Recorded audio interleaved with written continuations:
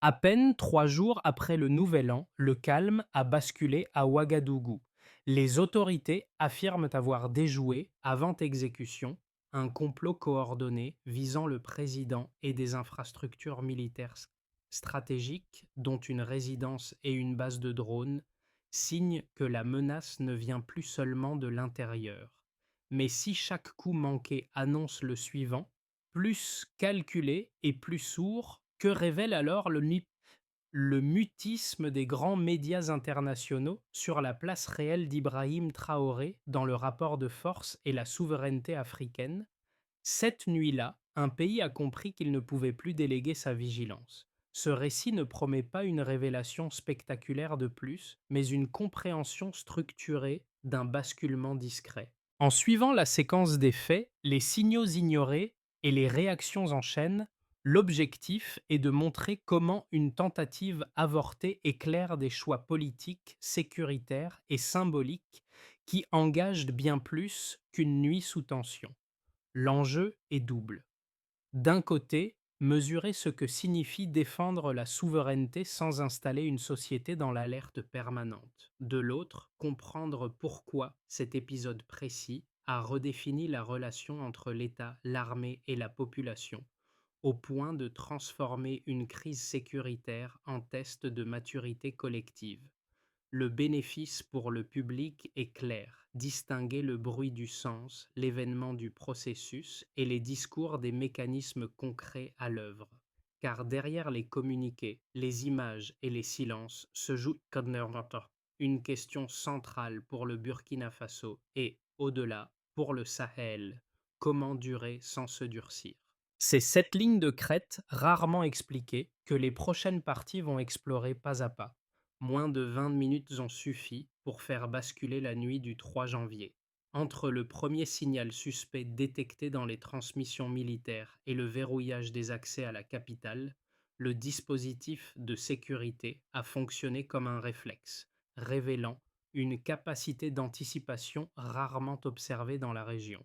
Ce chiffre, moins de 20 minutes, n'est pas anodin. Il marque une rupture avec les pratiques passées où l'identification d'un complot prenait parfois des jours, voire des semaines.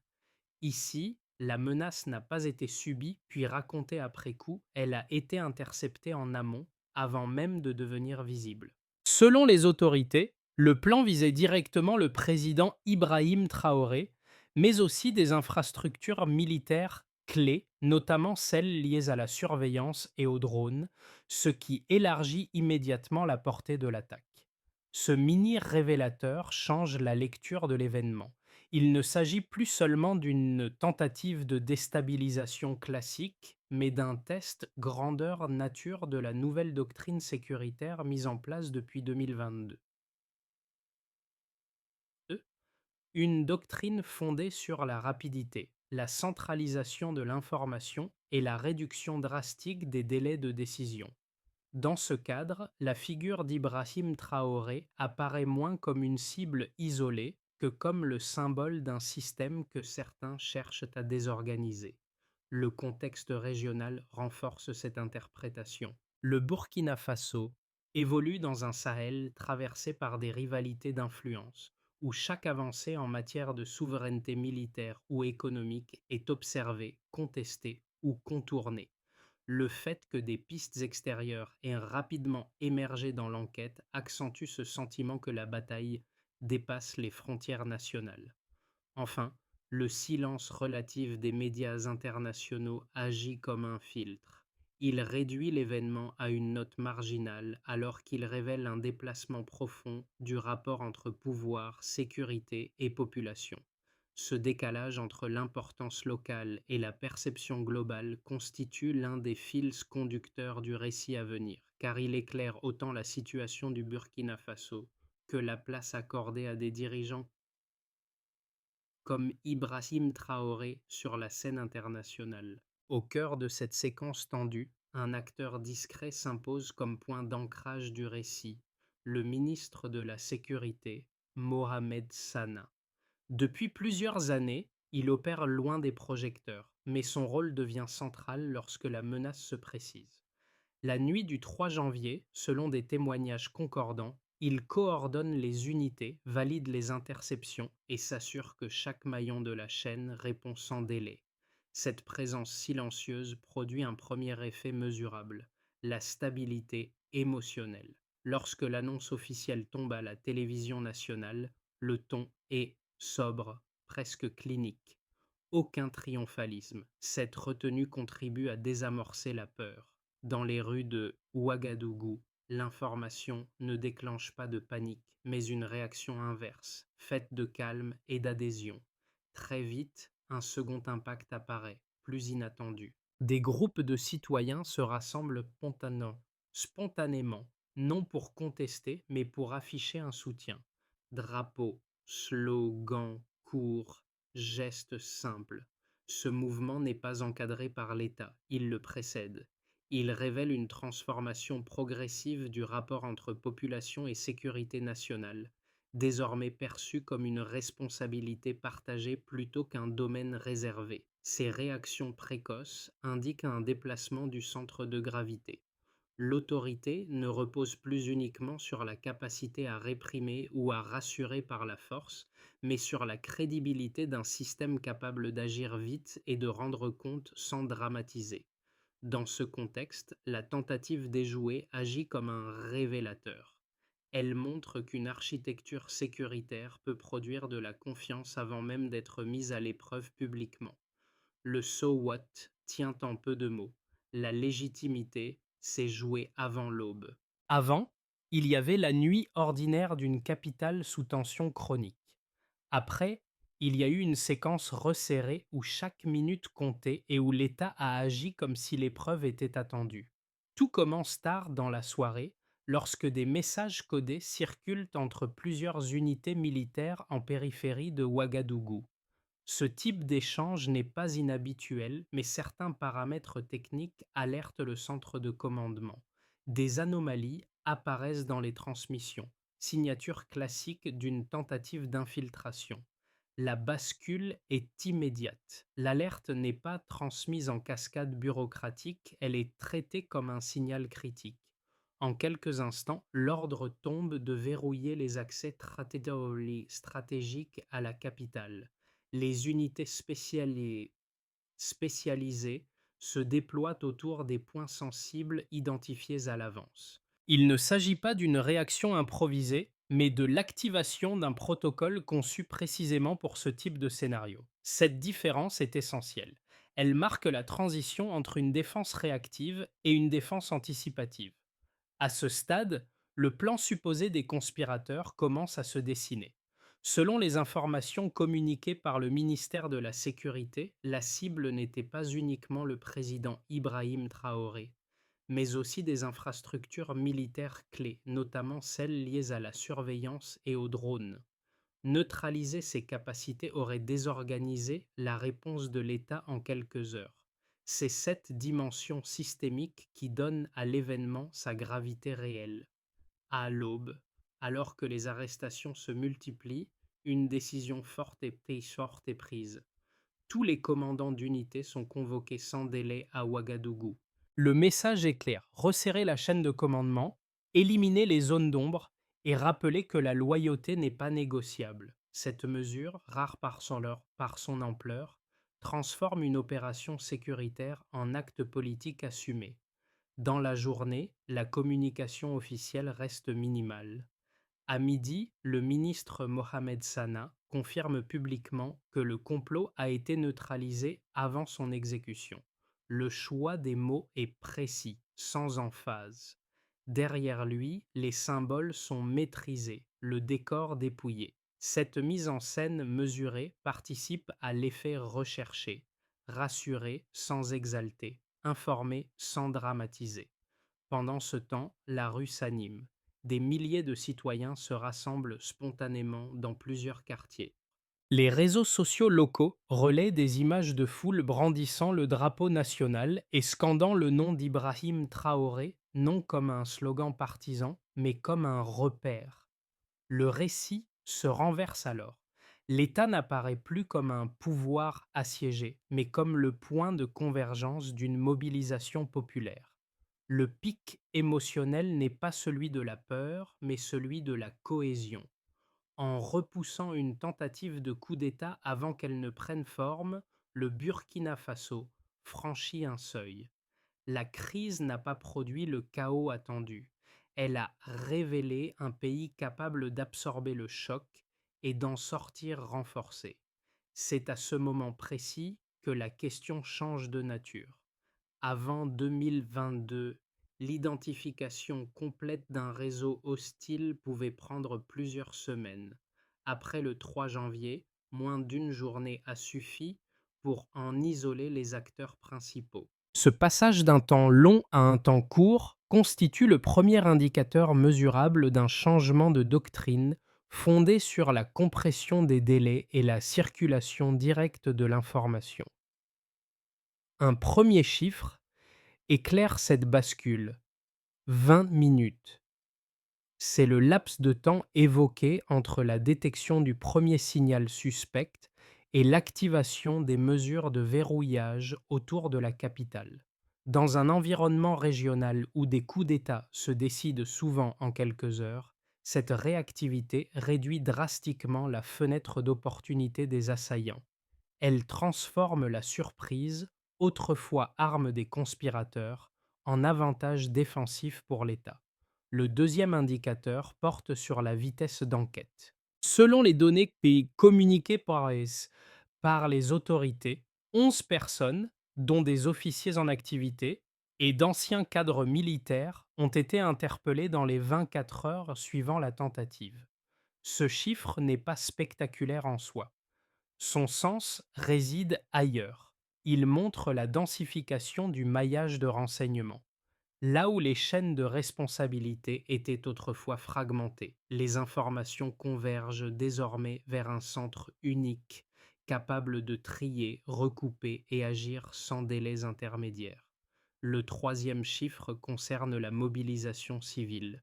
Les services municipaux estiment qu'environ 20 000 citoyens se sont rassemblés dans les rues de Ouagadougou le lendemain. Ce volume n'indique pas une manifestation organisée, mais une réaction spontanée. Il signale un changement culturel. La sécurité nationale n'est plus perçue comme un théâtre lointain réservé aux forces armées, mais comme un enjeu collectif auquel chacun se sent lié. Pris séparément, ces chiffres restent modestes. Pris ensemble, ils dessinent un delta d'efficacité. La rapidité opérationnelle s'est accrue, la capacité d'identification s'est resserrée et la réponse sociale s'est élargie. Cette combinaison est rare. Elle suggère que la réforme engagée sous la présidence d'Ibrahim Traoré ne repose pas uniquement sur des équipements ou des alliances, mais sur une réorganisation des réflexes institutionnels. Un autre élément mérite attention: la diffusion publique de certaines preuves, notamment des communications interceptées, a été un choix risqué. Dans de nombreux contextes, l'opacité est privilégiée pour éviter la controverse. Ici, la transparence partielle a servi un autre objectif: démontrer que l'alerte n'était pas un récit, mais un fait documenté. Ce choix alimente paradoxalement le doute chez certains observateurs, tout en renforçant la crédibilité interne. En définitive, ces données ne prouvent peut-être pas l'absence de menaces futures. Elles montrent autre chose: un seuil de maturité stratégique. Le Burkina Faso n'a pas éliminé le risque, il a réduit son impact potentiel. Et dans un contexte de pression constante, cette capacité à absorber le choc devient un avantage décisif. Les critiques les plus fréquentes s'articulent autour de deux arguments majeurs. Le premier affirme que la répétition des alertes sécuritaires servirait avant tout à consolider le pouvoir en place, en maintenant la société dans un état de mobilisation permanente. Selon cette lecture, évoquer un complot déjoué renforcerait mécaniquement la cohésion autour du chef de l'État, au risque d'étouffer le débat politique et de détourner l'attention des difficultés économiques persistantes. Le second argument se situe sur un terrain plus géopolitique. Il suggère que la rhétorique sécuritaire de Ouagadougou faciliterait un recentrage stratégique vers de nouveaux partenaires militaires et économiques, notamment hors du cadre occidental traditionnel. Cette inflexion serait présentée comme une quête d'autonomie légitime mais potentiellement déstabilisatrice pour l'équilibre régional et les relations diplomatiques existantes. Ces objections méritent d'être examinées avec sérieux car elles posent une question centrale. Jusqu'où la défense de la souveraineté peut-elle aller sans se transformer en fermeture politique? Toutefois, leur solidité dépend des faits observables. Or, plusieurs éléments viennent nuancer ces critiques. D'abord, la publication de preuves concrètes comme des communications interceptées et des aveux filmés constitue un choix coûteux en termes d'exposition. Si la menace n'était qu'un outil narratif, pourquoi prendre le risque de fournir des éléments vérifiables, susceptibles d'être contestés ou analysés par des acteurs extérieurs? Cette transparence partielle fragilise le discours officiel, mais elle renforce sa crédibilité interne. Ensuite, la réaction populaire observée après le 3 janvier ne correspond pas à un simple réflexe de peur. Les rassemblements spontanés, l'absence de violence et le ton mesuré des autorités indiquent une mobilisation par adhésion plus que par contrainte. Ce détail est déterminant. Une société sous manipulation manifeste souvent de la tension ou de la crispation.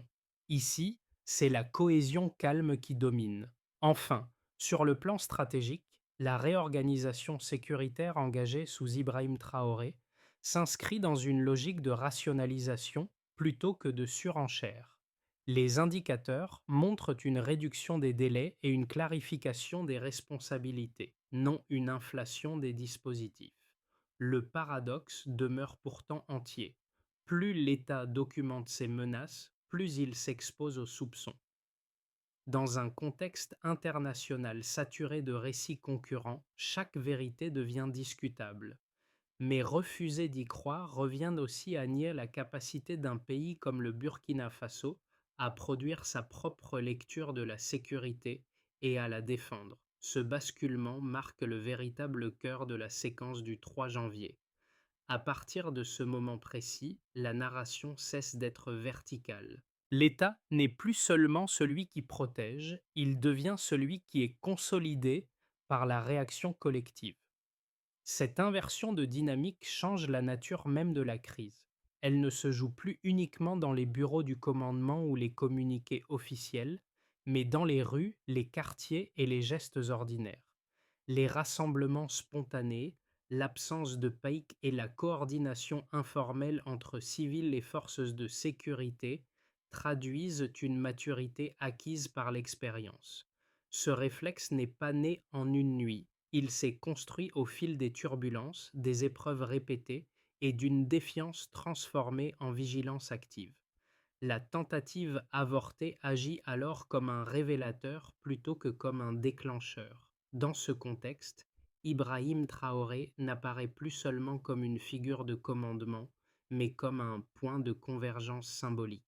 Son nom circule moins comme un slogan que comme un repère, une incarnation provisoire d'un choix collectif, celui de ne plus subir. Cette dimension est essentielle car elle dépasse la personne pour désigner un cap. Ce moment marque un point de non-retour. En repoussant la menace avant qu'elle ne se matérialise, le Burkina Faso ne prouve pas seulement sa capacité défensive. Il démontre l'émergence d'un système immunitaire politique où l'État et la société réagissent ensemble sans attendre l'effondrement pour se reconnaître. Les effets de la nuit du 3 janvier se déploient en cercles successifs, touchant des sphères distinctes mais interdépendantes. Pour l'État d'abord, l'épisode agit comme une validation opérationnelle. La doctrine de sécurité, fondée sur la rapidité et la décentralisation contrôlée, a passé son premier test grandeur nature. Les chaînes de commandement ont été resserrées, les zones militaires dotées de centres de coordination autonomes reliés directement au pouvoir central. Cette architecture réduit la dépendance aux intermédiaires et limite les angles morts décisionnels. Pour les entreprises ensuite, les répercussions sont plus discrètes mais tangibles. Dans des, dans des secteurs sensibles comme le transport et l'extraction minière, longtemps freinés par l'instabilité, plusieurs acteurs signalent une reprise progressive des flux logistiques. La révision des contrats de sécurité, avec une montée en puissance d'équipes nationales au détriment de prestataires étrangers, traduit une volonté de garder le contrôle des ressources et des opérations. Cette orientation, portée politiquement depuis 2022, trouve ici un argument concret en faveur de sa crédibilité. Chez les citoyens, l'impact est d'un autre ordre. La mobilisation observée ne s'est pas dissipée avec le retour au calme. Elle a laissé place à des réseaux informels de vigilance communautaire capables d'alerter, d'apaiser et d'organiser en cas de tension. Cette dynamique ne relève pas de la paranoïa collective. Elle fonctionne comme un mécanisme d'autorégulation sociale, où l'information circule rapidement et où la peur est canalisée plutôt qu'exacerbée. Le sentiment d'appartenance qui en découle résiste aux clivages politiques ou sociaux. À l'échelle régionale enfin, l'événement résonne au-delà des frontières. Les alliés du Burkina Faso au sein de l'Alliance des États du Sahel ont salué cette séquence comme un précédent stratégique. Les échanges de renseignements se sont intensifiés, les réunions conjointes se sont multipliées. Pour des pays souvent perçus comme fragiles, cette capacité à neutraliser une menace avant son émergence visible modifie la perception de leur fiabilité sécuritaire. Ces 4 niveaux révèlent une même tendance. La sécurité n'est plus envisagée comme un état figé, mais comme un processus partagé. Dans cette configuration, le rôle d'Ibrahim Traoré se situe à l'intersection. Il incarne une ligne politique qui mise sur la cohérence interne plutôt que sur la reconnaissance extérieure. Cette posture comporte des risques, notamment en matière de relations internationales, mais elle produit aussi un effet d'entraînement mesurable. La conséquence la plus durable n'est peut-être pas institutionnelle ou économique, elle est mentale. Le pays a intégré l'idée que la stabilité ne viendra pas d'un acteur extérieur, mais d'une capacité collective à anticiper, réagir et se rassembler. Ce changement de référentiel transforme chaque crise potentielle en test de maturité. Reste une question ouverte, cette dynamique peut-elle durer sans s'user? L'après 3 janvier ouvre 3 trajectoires possibles, chacune fondée sur des tendances déjà visibles plutôt que sur des promesses. Le premier scénario, dit de base, prolonge la dynamique actuelle. La vigilance reste élevée, la doctrine sécuritaire est maintenue et l'alliance régionale continue de se consolider. Les menaces persistent, mais leur effet de surprise recule. Cette stabilité sous tension n'est ni spectaculaire ni confortable. Elle repose sur un équilibre fragile où chaque jour gagné renforce la crédibilité du système sans le normaliser pleinement. Le scénario optimiste suppose un basculement qualitatif. La cohésion observée se transforme en confiance institutionnelle durable. Les réformes économiques engagées, notamment autour des ressources stratégiques, commencent à produire des résultats visibles pour la population. Dans ce cadre, la sécurité cesse d'être le prisme dominant et devient une condition parmi d'autres de la gouvernance. La posture défendue par Ibrahim Traoré gagne alors en lisibilité internationale, non par reconnaissance formelle, mais par sa capacité à stabiliser un espace régional et à négocier sans dépendance excessive. Le scénario pessimiste, enfin, repose sur l'usure. À force de vigilance, la société se fatigue. La mobilisation permanente pèse sur les jeunes générations. L'économie ralentit sous l'effet combiné des sanctions, des incertitudes et de la méfiance des investisseurs. La peur du complot, initialement réflexe de survie, risque alors de se transformer en outil de contrôle. Dans cette hypothèse, la légitimité s'érode non par rupture brutale, mais par lassitude diffuse. Entre ces trois chemins, un dilemme traverse l'ensemble du pays. Comment protéger une révolution sans l'enfermer dans l'état d'alerte qui l'a fait naître? La réponse ne réside pas dans un choix binaire, mais dans une capacité d'ajustement permanent. Si la sécurité devient une fin en soi, elle se retourne contre son objectif. Si elle est intégrée comme un outil transitoire, elle peut ouvrir un espace de normalisation. Les 12 prochains mois seront donc décisifs, non sur le plan militaire, mais sur le plan moral et institutionnel. Le véritable test ne sera pas de repousser une nouvelle menace, mais de savoir si le système peut respirer sans se désagréger. C'est à ce point précis que se joue la différence entre résistance et gouvernance. Derrière les stratégies, les chiffres et les scénarios, il y a des visages. Ceux des soldats mobilisés depuis des heures sans sommeil, des familles qui veillent en silence, des jeunes qui ont grandi avec l'idée que la stabilité est toujours provisoire. Pour eux, la séquence du 3 janvier n'est pas un épisode abstrait. Elle s'inscrit dans une mémoire vécue, faite d'alertes, de rumeurs et d'attentes contenues. Dans les quartiers séculaires de Ouagadougou, les récits circulent encore. On se souvient de civils accompagnant les forces de l'ordre dans la nuit, offrant de l'eau, de la nourriture, parfois des informations. Les marchés, habituellement bruyants, sont devenus des lieux d'échange où l'on raconte ce qui a été vu, entendu ou compris après coup. Ces conversations ordinaires participent à la fabrication d'un sens commun, plus durable que n'importe quel discours officiel. La peur, elle, n'a pas disparu, elle s'est transformée. Elle n'est plus paralysante, mais intégrée comme une donnée du quotidien. Cette lucidité partagée agit comme un mécanisme d'endurance sociale. Les habitants savent que la menace reviendra sous une autre forme, à un autre moment, mais ils ont cessé de l'attendre passivement. Cette attitude modifie profondément le rapport à l'État, perçu moins comme un protecteur lointain que comme un partenaire imparfait mais nécessaire.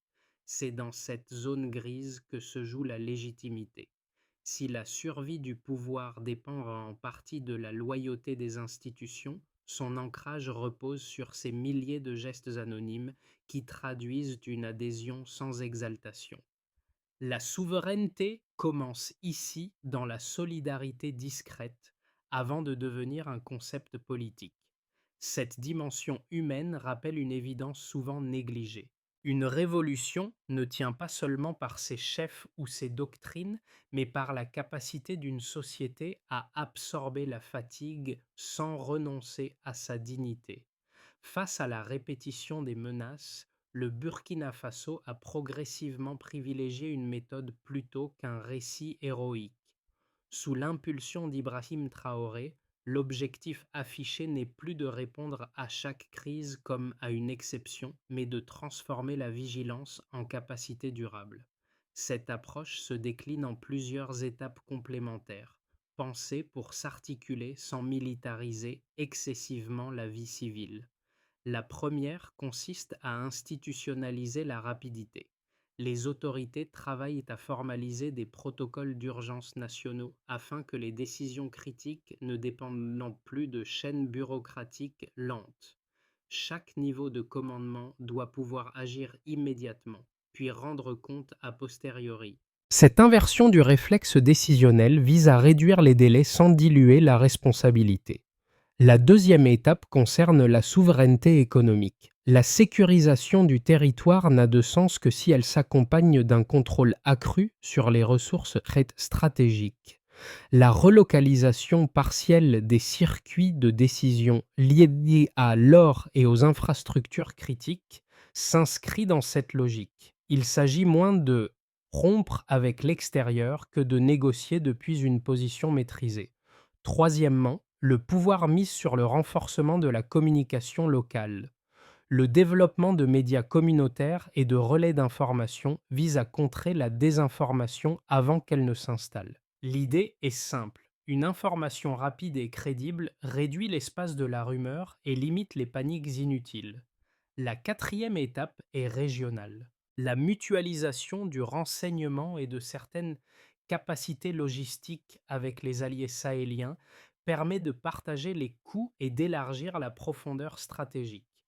Cette coopération vise à rendre obsolète la dépendance exclusive à des partenaires extérieurs. Enfin, un dernier volet cherche à réconcilier vigilance et vie civile. Des programmes pilotes d'éducation à la sécurité citoyenne sont envisagés pour transformer la peur en compétence. Dans cette perspective, la souveraineté n'est pas un état figé, mais un apprentissage collectif. La cohérence de cette feuille de route repose sur un pari, qu'un système peut rester alerte sans devenir oppressant. C'est ce pari, plus que les annonces, qui conditionnera la suite. Au fil des jours qui ont suivi la nuit du 3 janvier, un souvenir s'est imposé dans les conversations ordinaires. Celui d'une capitale étrangement calme au petit matin, comme si la tension s'était déposée avec la poussière balayée devant les maisons. Ce contraste entre la gravité de ce qui a été évité et la sobriété de ce qui a suivi résume peut-être le mieux l'état d'esprit du pays. Dans ce décor sans triomphe, une scène revient souvent. Le ministre de la Sécurité, observant la ville depuis son bureau pendant qu'à quelques kilomètres de là, Ibrahim Traoré échangeait avec de jeunes officiers, sans discours solennel ni mise en scène. Cette absence d'exaltation n'était pas un vide. Elle traduisait une conscience aiguë de ce qui restait à faire. La tentative avortée n'a pas été vécue comme une victoire, mais comme une confirmation. Confirmation que la vigilance ne se décrète pas, qu'elle se construit. Confirmation aussi qu'une révolution ne tient pas par le bruit qu'elle fait, mais par la discipline intérieure qu'elle impose à ceux qui la portent. Le mot qui revient, dans la rue comme dans les récits, n'est pas celui de la peur, c'est celui de la dignité. Une dignité discrète, forgée par la répétition des épreuves et qui donne à la souveraineté une épaisseur concrète. Ce fil émotionnel relie les soldats, les familles et les dirigeants dans une même compréhension tacite. La nuit du 3 janvier n'a pas clos une histoire. Elle a rappelé pourquoi elle continue. À la fin de cette séquence, il ne reste ni triomphe éclatant, ni certitude définitive, mais une interrogation qui dépasse le seul cadre du Burkina Faso. Ce qui s'est joué le 3 janvier n'est pas seulement la neutralisation d'une menace, c'est l'esquisse d'un autre rapport à la souveraineté, vécu plutôt que proclamé. Guidé par Ibrahim Traoré, le pays ne demande pas d'applaudissements, ni de validation extérieure. Il revendique un droit plus élémentaire, celui d'expérimenter ses propres règles, d'apprendre de ses erreurs et d'ajuster son cap sans être réduit à un récit de désordre permanent. Cette posture dérange parfois, car elle oblige à regarder autrement des États souvent enfermés dans des grilles de lecture simplistes. La question qui demeure est volontairement ouverte. Si d'autres sociétés africaines empruntaient ce chemin, celui d'une vigilance partagée et d'une autonomie assumée, serions-nous prêts à écouter sans projeter nos peurs ou nos préjugés? Serions-nous capables de distinguer une fermeture défensive d'une construction patiente? Le récit s'achève ici, mais le débat, lui, ne fait que commencer. La souveraineté n'est pas un slogan. C'est un travail quotidien, parfois ingrat, qui mérite d'être observé avec nuance et exigence.